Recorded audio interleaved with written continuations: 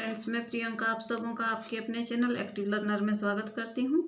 आज की ये क्लास होगी सीटेट 2021 के लिए। जैसा कि आप सभी जानते हैं कि सीटेट का 2020 में कोई भी एग्ज़ाम नहीं हो पाया कोरोना की वजह से। तो आने वाला जो सीटेट एग्ज़ाम है वो 31 जनवरी 2021 को होगा। और आज हम इस क्लास में बात करेंगे हिंदी शिक्षण शास्त्र की। ऐसे तो कोई भी लैंग्वेज का शिक्षण शास्त्र हो तो सभी लैंग्वेज का शिक्षण शास्त्र जो है एक ही जैसा होता है, चाहे वह हिंदी का हो, इंग्लिश का हो या कोई और लैंग्वेज हो। आप यदि अपने हिंदी और इंग्लिश के सिलेबस को देखते हैं तो उसमें देखते हैं कि जो शिक्षण शास्त्र वाला भाग है उसका सिलेबस और इंग्लिश शिक्षण शास्त्र, इंग्लिश पेडागोजी का जो भाग है उसका सिलेबस दोनों सेम ही है, बस लैंग्वेज का अंतर है। यानी कि दोनों का सिलेबस सेम है। यदि आप हिंदी शिक्षण शास्त्र को समझते हैं तो वही चीज़ आपको इंग्लिश पेडागोजी में भी करनी है। तो सबसे पहले जो है हिंदी शिक्षण शास्त्र में भाषा के क्लास में आपको, भाषा के यदि आप टीचर हैं तो आपको सबसे पहले प्रश्न ये आता है कि भाषा क्या है। तो भाषा क्या है? भाषा संप्रेषण का एक माध्यम है। यानी कि आप अपनी बात दूसरों तक कैसे पहुंचाते हैं और दूसरों की बात को आप कैसे समझते हैं, इसका माध्यम कौन है? भाषा है। और भाषा को हम कितने तरह से सीख सकते हैं? तो एक तो होती है अर्जित भाषा, एक होती है अधिगमित। तो भाषा जो है अर्जित भी की जाती है और अधिगम भी की जाती है। अर्जित कौन सी भाषा की जाती है? जो आपकी मातृभाषा है, जिसका आपने अर्जन किया, और आपकी जो सेकंड लैंग्वेज है जिससे आप अधिगमित करते हैं, अधिगम करते हैं, आप लर्निंग करते हैं, वो अधिगम कहलाती है। अर्जन और अधिगम में क्या अंतर है कि अर्जन, भाषा का अर्जन आप क्या करते हैं? प्राकृतिक परिवेश में आप अपने माहौल से उसे अर्जित कर लेते हैं, जबकि अधिगम करने के लिए, किसी लैंग्वेज को अधिगम लर्निंग करने के लिए आप उसके नियमों को जानते हैं, उसकी प्रैक्टिस करते हैं, उसमें मेहनत लगाते हैं, तब जाके आप उस भाषा को सीख पाते हैं। इसलिए वो लर्निंग कहलाती है, अधिगम कहलाती है। तो इसके साथ ही ये प्रश्न उठता है कि एक हिंदी टीचर को यदि आप एग्ज़ाम हॉल में जब बैठते हैं और आपको प्रश्न पत्र दिया जाता है तो आपको यही समझना है वहाँ कि आप एक टीचर हैं। आप एक टीचर हैं और अपने आप को टीचर मान के वहाँ प्रश्नों को हल करना है, तभी आप वहाँ कर पाएंगे। और एक हिंदी टीचर या लैंग्वेज टीचर से क्या क्या उम्मीद की जाती है? सबसे पहले वो क्या करता है, जो लैंग्वेज टीचर होता है वो किताबों पर बहुत अधिक जोर नहीं देता है। उसे धैर्यवान होना चाहिए। सभी टीचर को, चाहे वो किसी भी लैंग्वेज का हो, वो किताबों पे जोर नहीं देगा। वो बच्चों में भेदभाव नहीं कर सकता है। वो परीक्षा पे जोर नहीं देगा। वो बच्चों की त्रुटियों को नहीं गिनाएगा। ये सब एक हिंदी टीचर या लैंग्वेज टीचर या इंग्लिश के टीचर, जो भी लैंग्वेज है आपका, उसमें होना बहुत ज़रूरी होता है। अब ये है कि आप भाषा को सिखाते कैसे हैं? एक भाषा को सिखाएंगे आप कैसे? लैंग्वेज टीचर के रोल में। तो आप भाषा को सिखाने के लिए सबसे पहले क्या करेंगे? उसका परिवेश देंगे, माहौल देंगे, पर्यावरण तैयार करेंगे। पर्यावरण को तैयार करने के बाद आपका आता है कि भाषा का अर्जन कैसा होता है। तो भाषा का अर्जन सहज, स्वाभाविक, सरल और प्राकृतिक प्रक्रिया है। और पठन कौशल, आपको इससे भी प्रश्न पूछा जाता है सीटेट में। तो पठन कौशल क्या क्या होते हैं? तो पठन कौशल 4 प्रकार के होते हैं: सुनना, बोलना, पढ़ना और लिखना। यानी कि LSRW, लिसनिंग, स्पीकिंग, रीडिंग और राइटिंग, जिसमें से आपको लिखना यानी कि राइटिंग स्किल सबसे कठिन माना जाता है और बोलना सबसे सरल माना जाता है। तो ये 4 स्किल्स होते हैं, पठन कौशल जिसको कहा जाता है। और सबसे कठिन क्या होता है? लिखना। और आप यदि एक हिंदी टीचर हैं तो आपके क्लास में, आपकी कक्षा में बहुभाषी बच्चे आपको मिल जाएंगे। बहुभाषिकता आपको मिलती है क्योंकि सब अलग अलग क्षेत्र से, अलग अलग भाषा के से संबंध रखने वाले बच्चे होते हैं। तो इस बहुभाषिकता को आप क्या करेंगे? बहुभाषिकता से भी प्रश्न पूछा जाता है, तो बहुभाषिकता को आप बाधा नहीं मानते हुए उसे एक संसाधन की तरह उपयोग करेंगे। संसाधन उसे कैसे बनाएंगे? आप एक बच्चे से दूसरे बच्चे को उसकी भाषा सीखने को कह सकते हैं, सिखा सकते हैं, सीख सकते हैं। इस तरह वो एक संसाधन का काम करती है। दूसरा है कि आप यदि बच्चे की कोई त्रुटि है, उच्चारण में कोई त्रुटि है, तो उसे आप कैसे ठीक करते हैं? तो आप टीचर होने के नाते उसे सबसे पहले प्राथमिक स्तर पे ये काम किया जाता है कि उसे सस्वर पाठन जरूरी होता है, यानी कि जोर जोर से पढ़ना।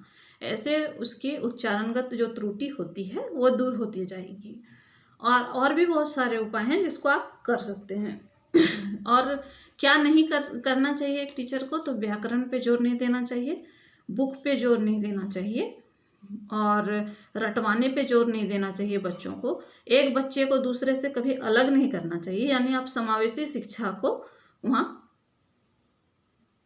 पे लागू करते हैं। समावेशी शिक्षा में क्या होता है? समावेशी शिक्षा में होता है बच्चों को बिना भेदभाव के आप एक ही कक्षा में बैठा के पढ़ाते हैं। चाहे वो कोई बच्चा तेज हो, कोई बच्चा कमज़ोर हो पढ़ने में, किसी को सुनने में कठिनाई हो, किसी को बोलने में या किसी को देखने में, फिर भी आप उसे कक्षा से अलग नहीं करते। हाँ, आप उस बच्चे की आवश्यकता के अनुसार, उसकी ज़रूरतों के अनुसार उसका समाधान अलग अलग तरीके से कर सकते हैं। कैसे कर सकते हैं? मान लीजिए कि कोई बच्चे को देखने में परेशानी है, तो आप उसे सामने वाली पंक्ति पे, जहाँ ब्लैक बोर्ड है, वहाँ पे आप बैठा सकते हैं। यदि किसी को सुनने में परेशानी है तो भी आप ऐसा कर सकते हैं, या उसे ऑडियो, वीडियो, CD उपलब्ध करा सकते हैं। ऐसे बहुत सारे चीज़ें हैं जिससे आप उसका समस्या का समाधान कर सकते हैं। दूसरा क्या है कि सृजनात्मकता को आप बढ़ावा दीजिएगा। एज ए लैंग्वेज टीचर सृजनात्मकता को बढ़ाना जरूरी है। कैसे क्यों? आप कह सकते हैं, यदि आप भाषा के टीचर हैं और भाषा को आपने पढ़ाया और आप उसे आकलित करना चाहते हैं, उसका आकलन करना चाहते हैं, तो आप उसका आकलन कैसे करेंगे? तो आप कहेंगे बच्चों से कि आप आज आपने घर से स्कूल आते हुए रास्ते में क्या क्या देखा, उसे अपने शब्दों में लिखें या कुछ अभिनय करके दिखाएं, या तो आप उसकी मौलिकता को जांचेंगे। यानी यदि वो अपनी भाषा में लिखता है, सभी बच्चे अपनी भाषा में लिखेंगे, तो सबकी सृजनात्मकता जो क्षमता है वो अलग अलग होगी और सब अपने अपने क्षमताओं का उपयोग करेंगे। इस प्रकार आप उसकी मौलिकता और सृजनात्मकता को बनाए रख सकते हैं। ये एक लैंग्वेज टीचर का काम होता है। और क्या होता है कि आप जो है नियमों को रटवाएंगे नहीं। जैसे आप लैंग्वेज सिखा रहे हैं तो लैंग्वेज में जो नियम है, रूल्स हैं, उसको आप रटवाएंगे नहीं। आप व्याकरण के नियमों को रटवाएंगे नहीं। आप यदि प्राथमिक कक्षा और उच्च कक्षा में पढ़ा रहे हैं तो आपको क्या होता है कि व्याकरण भी आपको जो है पढ़ाना पड़ता है। आपको आगमन और निगमन पद्धति दोनों में से तो किस में आप पढ़ाएंगे? आपको आगमन पद्धति वहाँ को प्राथमिकता देनी पड़ती है, क्योंकि आगमन पद्धति में क्या है कि उसमें उदाहरण पहले दिया जाता है और उदाहरण से नियम की ओर जाया जाता है, यानी नियम बाद में है। वहाँ भी नियम बाद में है, इसलिए आपको नियम नहीं रटवाने हैं। और व्याकरण आप कैसे पढ़ेंगे? आगमन पद्धति के द्वारा। तो ये एक बात हुई। अगला है कि पाठ्य पुस्तक को आप पाठ्य पुस्तक का कैसा उपयोग करेंगे? तो पाठ्य पुस्तक में जब भी आप कोई नया पाठ पढ़ाएंगे तो आप कोशिश करेंगे कि नए पाठ का जो भाव है, मूल भाव है, उसे आप अपने बच्चे को समझाएं। बच्चों को पहले भाव बता दें या फिर उसके पूर्व ज्ञान को जांचें। ये एक बात हुई। पाठ्यपुस्तक कैसा होना चाहिए? बच्चों का पाठ्यपुस्तक, यदि प्राथमिक कक्षा की बात करें प्राइमरी लेवल की, तो पाठ्य पुस्तक होना चाहिए, उसके बच्चों के बुक्स में जो है कहानियाँ होनी चाहिए, रंग बिरंगे चित्र होने चाहिए। चित्र, देखिए एक प्रश्न पूछा जाता है कि चित्र फोटोग्राफ का होना कितना ज़रूरी है, तो बहुत ज़रूरी है प्राथमिक स्तर पर, क्योंकि रंग बिरंगे जानवरों के चित्र होते हैं तो उन्हें बहुत इंटरेस्ट आता है पढ़ने में। और जो है अधिकतर कहानियाँ जो हैं वो जानवरों से रिलेटेड होती है, राजा रानी, परी कथाएँ, इस प्रकार की जो कहानियाँ होती हैं, और छोटे छोटे तुकबंधों वाली जो कविताएं होती हैं वो बच्चों को बहुत ही अच्छी लगती हैं।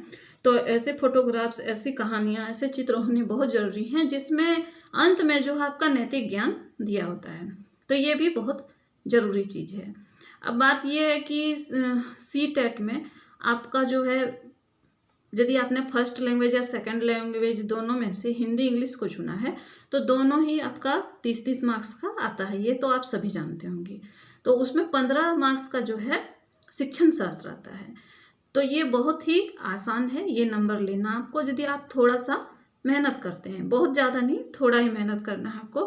कैसे? आप प्रीवियस ईयर क्वेश्चन पेपर को उठा लीजिए और उसको प्रैक्टिस सेट की तरह बनाइए, एक बार बना के ख़त्म कीजिए और फिर देखिए कि किस प्रश्न का आंसर क्या हुआ और ऐसा क्यों हुआ। ऐसा करने से क्या होगा, आपकी समझ बढ़ेगी और आप अच्छे मार्क्स ला पाएंगे। तो एक तो हो गया कि आप बच्चों की समस्याओं को कैसे अलग समस्या का समाधान कैसे करते हैं, ये सबसे ज़रूरी चीज़ है। आप परिवेश देना होगा आपको भाषा को सीखने के लिए, सृजनात्मकता को बनाए रखनी होगी, आपको त्रुटियों को ना दिखाते हुए उसकी त्रुटियों को सुधारना होगा, व्याकरण पे जोर नहीं देना है, परीक्षा पे जोर नहीं देना है, और भाषा भी सिखानी है, ऐसा आपको करना है।